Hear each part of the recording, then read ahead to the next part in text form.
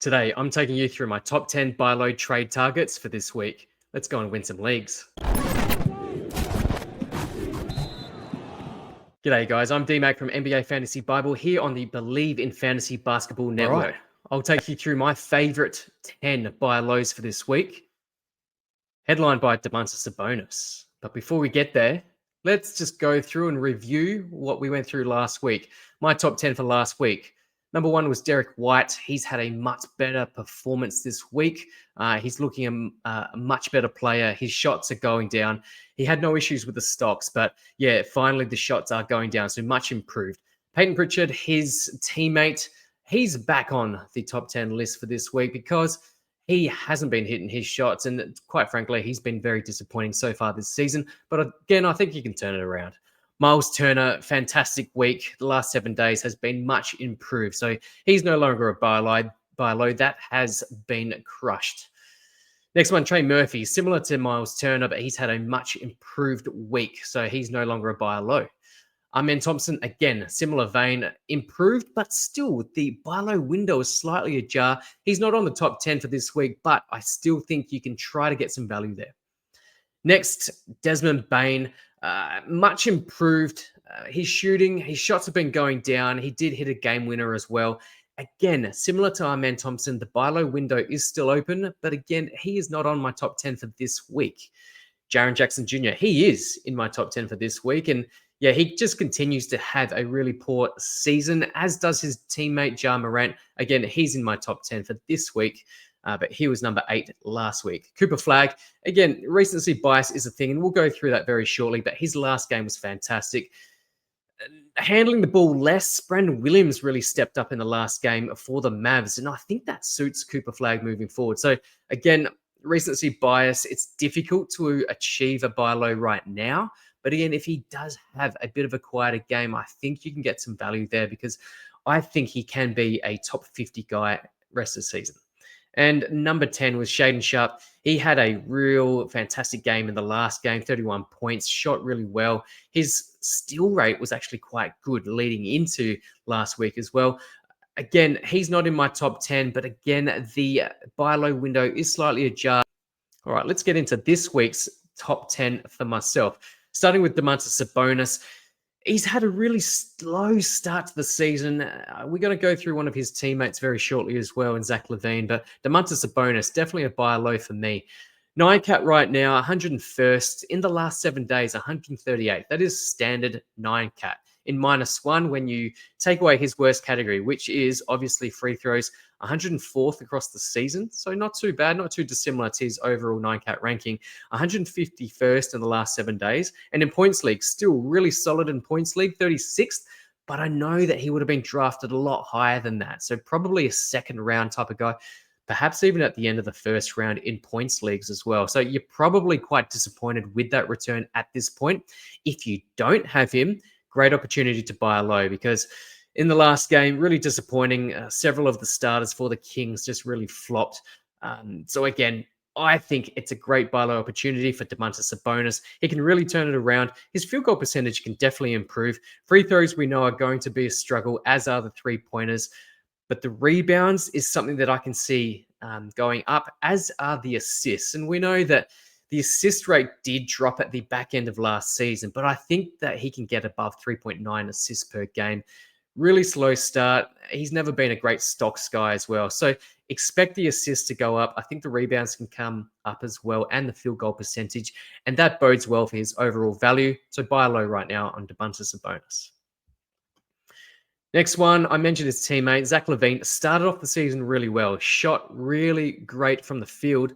But in the last 7 days, 155th and 9 cat. And a lot of that is to do with not just the free throw percentage. You can see on screen that the free throw percentage for the last 7 days, which is just 3 games, is in the red. However, that's on low volume. The biggest influence on his overall ranking for this week is just the reduction in points. You can see from 23.9 average across the season so far, across 10 games, the last 7 days, he's only averaged 15.7 points per game.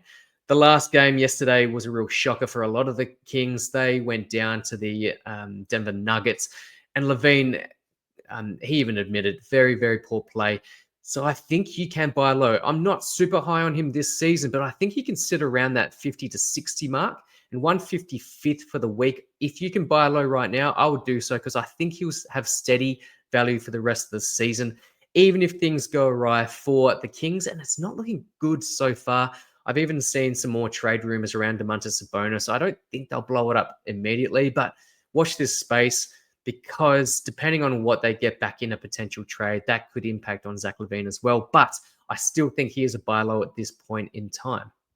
And just very quickly, we're going to shoot across to Robin, and he's got a quick word from our sponsor. Before we jump back into the show, I want to give a big shout out to Fantasy Roundup, one of the most elite resources and tools for fantasy managers who are trying to dominate this season and for years to come. You know how it is. You got your waiver wire priority, but you don't want to burn it on a player that might hit and might miss. So what you do is you set your alarm clock for like 3 o'clock in the morning, and you wake up before your league mates to grab that player without having to burn your waiver priority. What if I told you there was a way to do that in an automated workflow so you can actually sleep through the night? Let's jump into Fantasy Roundup and I'll show you how it works. So here we are on Fantasy Roundup. I have it connected to my ESPN account. You can also connect it to your Yahoo. As you can see here, my team is totally stacked. I got Wemby, I got Amin Thompson. This is an 8-team league, so I got tons of great players. But let's say there's somebody on the waiver wire that I actually want to grab. I click auto waiver here.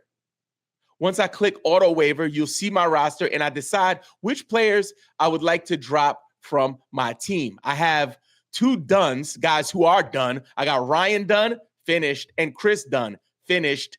And then you just click on the bottom here where it says select players to add. So here we are in the waiver wire free agent pool. There are a couple of players that I've been looking at, and I want to make sure I can secure them without burning my waiver priority. The first one is Domantas Sabonis, who is available. And then we have Kevin Porter Jr. All I have to do now is schedule the swap. As you can see here, I have the swap scheduled for November 9th at 3 a.m. Now I just click review and confirm. I give it one last check, and after that, I click confirm swap. So no more waking up at 3 a.m. to go sneak and grab players off the waiver wire. You can let the system do it for you. And the great news, Fantasy Roundup is offering a 7-day free trial. So you can try this out yourself. If you decide that you want to keep it long-term, it's only $6 a month. You'll find more info in the pinned comment and the description below. Or just visit fsroundup.com. Check it out and start your free trial today. Your future self and your fantasy record will thank you. Now let's get back to the show.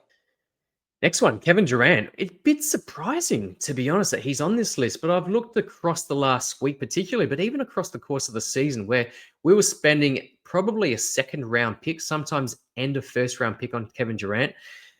He's looked really good for his new team in the Houston Rockets, but he's had to do a lot less. The Rockets are flying at the moment, but the guys like Alperen Sengun, Amin Thompson to a lesser degree, are doing really well at the moment. And Kevin Durant's taken almost a back seat to what these guys are achieving at the moment. That doesn't bode well for his fantasy value. But again, I think you can buy low at this point in time. The thing that stands out for me across the first 9 games of the season, and particularly across the last week as well, is just the big reduction in the total rebounds, but of course the blocks. He's playing away from the basket. They've played a lot of the season, they played with the 2 bigs in Alperen Sengun and Steven Adams, but Reed Shepherd has looked really good. And I know he's still coming off the bench, but perhaps they could look to play Reed Shepherd a few more minutes, more of that facilitation role, playing less of Steven Adams, and perhaps that gets Kevin Durant closer to the rim, which could improve his block rate as well. So the turnovers have been somewhat surprising as well, a little bit high. He's forcing it a little bit too much. And Amin Thompson is not your traditional point guard. So I can see why Kevin Durant's trying to do that. But again, everything else seems to stack up. His field goal percentage is okay. It's a little bit down on what we're used to. He's closer to that 50% mark, but 47% over the last 3 games. Free throws are always solid. The threes are slightly down over the last 3 games. It's the points are slightly down, but like I said, the rebounds and the block rate is also down as well, which Takes him out to 165th in 9-cat across the last 7 days, 111th in -1 when you take away those turnovers. And in points, again, 43rd for the season, but 89th over the last 7 days. So buy low on Kevin Durant right now.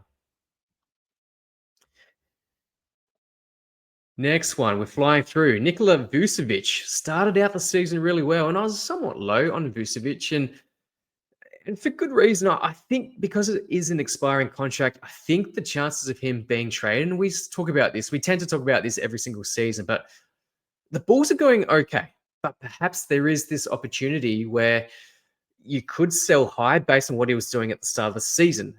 Having said that, over the last 7 days, he's been extremely disappointing. The shooting splits have been horrific, particularly for Vucevic's standards. 39.5% on pretty decent volume over the last 3 games. The free throw percentage has been also quite bad for his standards, but everything else, the points has reduced, the total rebounds has reduced, the minutes per game has reduced as well. Great opportunity to buy low, but buyer beware, because if things don't go well for the Bulls, I think there's a potential that he does get moved. And if he does go to a contender who already has a starting center or a starting center caliber player, Vucevic may have a reduced role. But right now, I think he is a fantastic buy low just based on the last 7 days. Small sample size, yes, I know. And you'll go, you shouldn't just look at the last 7 days. But guys, recency bias, we talk about knee-jerk reactions, particularly as the season is still quite so young. As we progress throughout the season, I'll take a larger sample size when we do some of this analysis. But right now, I'm looking at the last 7 days, and people do react pretty quickly to a couple of quiet games in a row. So take advantage where you can. Buy low on Vucevic. Ja Morant, no big surprise. We mentioned him earlier, Ja Morant and Triple J as well. But yeah, he's been extremely disappointing, and it's just getting worse by the week. I can't see this continuing. And I say that, I don't have a huge amount of confidence in that, but I don't think it can get much worse. 208th in 9-cat over the last 7 days, 146th in 9-cat across the course of the season. Of course, he had that 1-game suspension as well. In -1, a lot better. Obviously, we're taking away, it's probably the turnovers we're taking away, but to be frank, the field goal percentage is horrific. And we know that he can shoot a lot better than this.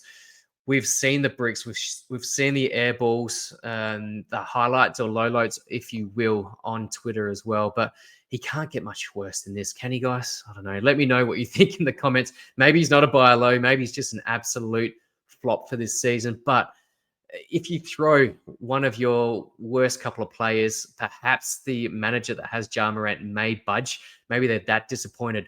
We're going to go through some of the examples of some of the recent trades, and we'll look at some Yahoo trades for Ja Morant as of today. So November 12th.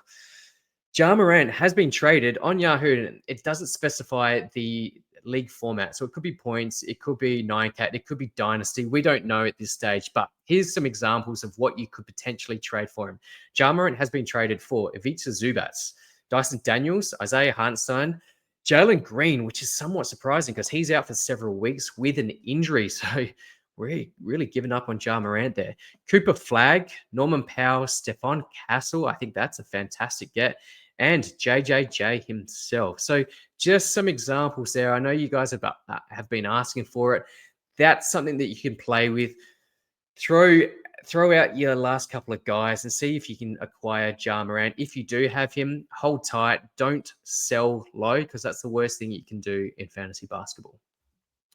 Speaking of Triple J, he's also on the list. Now, not as disappointing as Ja Morant, but you look at those numbers. If you're watching on YouTube, 83rd in 9-cat across the season in the last 7 days of 4 games, 109th in straight 9-cat. In -1, not much better. If anything, it's worse. 9-cat -1, 99th across the season, 119th in the last week. In points leagues, 91st across the season and 93rd in the last 7 days. So he's consistent, but he's been consistently poor. And I think he turns that around. I think Zach Edey's due to return fairly soon, and I think that does help Jaren Jackson Jr. The minutes can come up. He's been in foul trouble as well. So keep that in mind.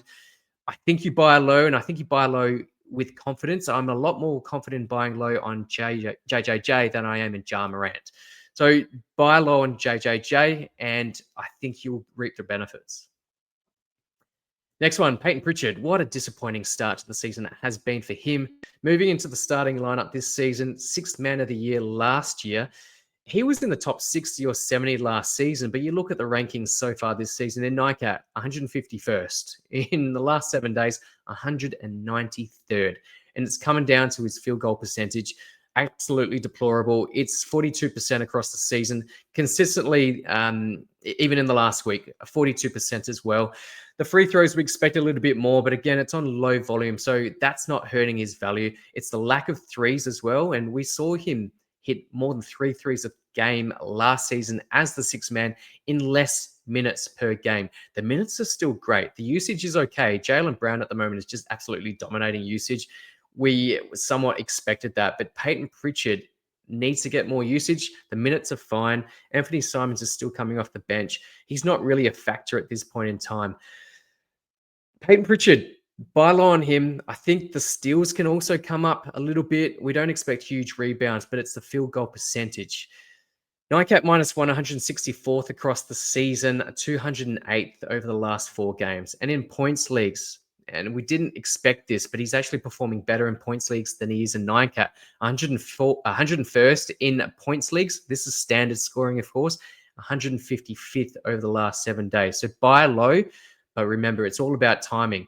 Get in there now. He does play again tonight. I think he can turn it around quickly. So make sure you shoot off your offers as quick as you can. Next one, Toumani Camara, playing fantastic minutes, but it's coming down to the shooting, but also the lack of steals, particularly last week. The lack of steals, the blocks are also could come up, but it's somewhat improved over the last week, only by 0.2 of a block per game. So not a great deal, but it's the lack of steals that's really costing us. And I have confidence. You just look at those minutes. He's a low usage guy, but his game, his fantasy game is not predicated on high usage. It's predicated on the steals and hitting his shots, hitting his open shots as well.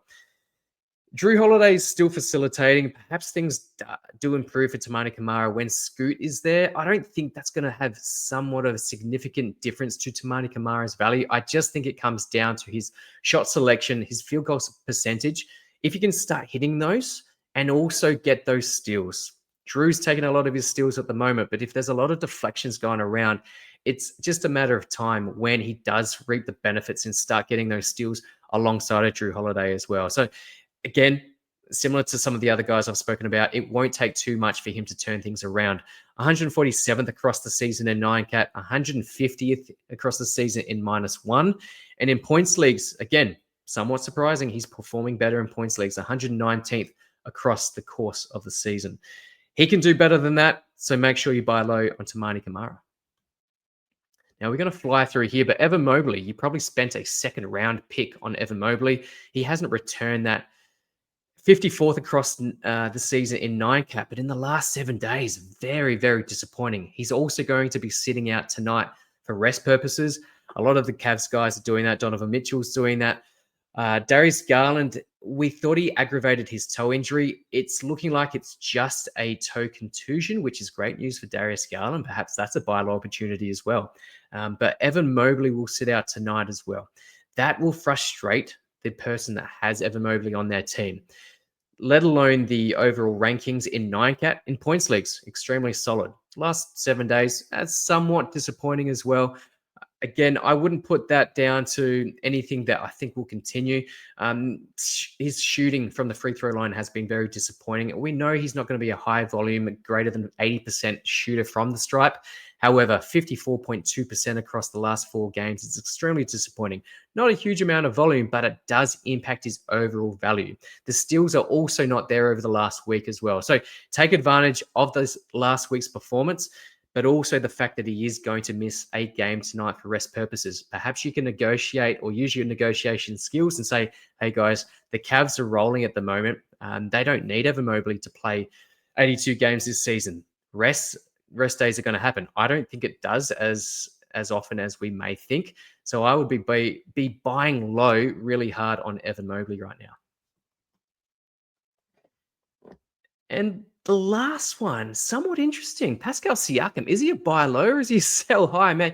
And it really depends on your league settings. Now, across the season, his shooting splits have been horrific.